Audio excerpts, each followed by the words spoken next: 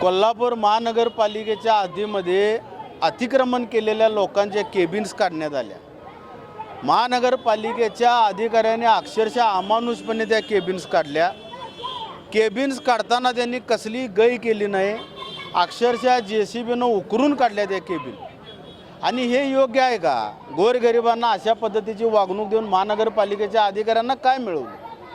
अगदी तशा पद्धतीचं जिथं जिथं महानगरपालिकेच्या हद्दीमध्ये अतिक्रमण केलं शिंदे गटाच्या कार्यालयानं, शिंदे गटाच्या नेते मंडळींनी, गटनेत्यांनी जे कोण असतील ते, त्या केबिन्स मी आता या पोस्टरद्वारे दाखवल्या।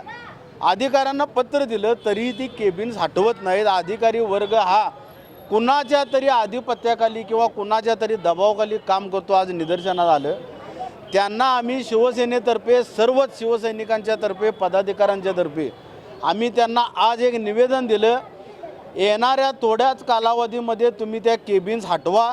शिंदेंची जी टेंडर कार्यालय आहेत, टेंडर केबिन्स, महसूल विभाग शिंदेंचा, तो हटवला नाही तर खरे कार्यकर्ते शिवसैनिक रस्त्यावर उतरतील। बाळासाहेब ठाकरेंची ओरिजिनल शिवसेनेच्या माध्यमातून आम्ही त्यांच्याच बाजूला जशाच्या तशा केबिन्स उभारू। मग त्यानंतर आमच्या केबिनला जो कोण हात लावायला येईल त्याच्याशी आम्ही 2 हात करायला देखील तयार आहोत।